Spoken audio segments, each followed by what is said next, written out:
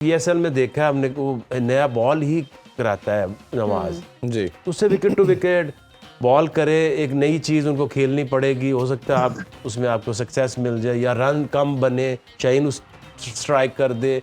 तो ये something different, you have to do something different. जैसे अफगानिस्तान ने different and obviously out of Mohammad the box. Wasim के साथ तो आई डोंट नो, मुझे तो इतना कॉन्फिडेंस नहीं है कि नया बॉल है, उसी से अगर शुरू हो गई मार पड़नी तो फिर रोकेगा कौन रोकेगा उसे? कौन, बिल्कुल ऐसे ही है। आके भाई ये हम बात करें, जिस तरह मिस्टेक की बात कर लें, लूप होल की बात कर लें, उनका तो हमें एक ही लूप होल नज़र आ रहा है, वो ये है कि ऑब्वियसली उनके पास चेजिंग वो चीज़ नहीं नज़र आई जो पहले बैटिंग करते हुए है, क्योंकि पहले बैटिंग करते हुए तो जिस तरह का वो लिथल आउटस्टैंडिंग, चाहे मार्करम की बात कर लें, डीकॉक की बात कर लें, और जो क्लासन करते हैं हाल, वो तो बहुत मुश्किल है। और पाकिस्तान उसी क्लैरिटी के साथ आएगा कि टॉस जीत के पहले रन ऑन द बोर्ड लगाएं, बट उसमें भी प्रॉब्लम यह है कि हम 140-150 डॉट बॉल्स खेल जाते हैं ऑन एवरेज।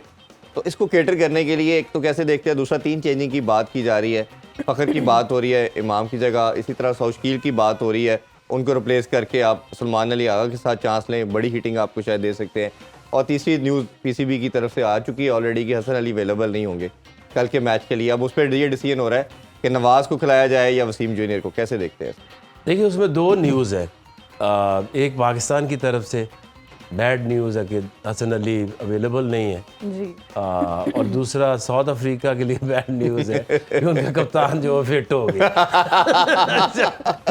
अब इसके बाद अगर आप कहें कि प्लानिंग भी कर ली, हसन अली को कौन रिप्लेस करेगा, जी। तो ये मोहम्मद वसीम और हारिस एक टीम में खिलाने, क्योंकि दोनों नए बॉल से कंफर्टेबल नहीं है। ऐसे ही तो ये इन्होंने चॉइस जो रखी थी वो अच्छी चॉइस नहीं थी, क्योंकि आप अगर नया बॉल कराते हैं तो कराएंगे किससे? वसीम जूनियर जो है वो भी स्लाइटली स्लिंगर हैं, मिडल में या डेथ में रिवर्स हो रहा हो तो ये अच्छी बॉलिंग कर लेते हैं, यॉर्कर अच्छे मार लेते हैं, but with a new ball he is not as effective as in a genuine new ball bowler.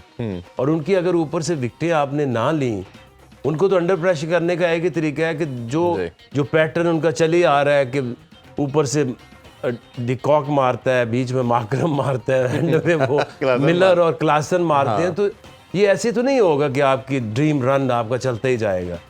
अब उनको ये कि पहले बैटिंग करें और 340 रन करने की कोशिश करें, जो कि मुश्किल नहीं है। आप देखें नॉर्मल अगर आप 50 ओवर खेलें तो 300 बन जाते हैं, थोड़ी सी एफर्ट आपने करनी है, तो 340 रन, तो 340 में और 60 में 70 में कोई फर्क नहीं फिर होता।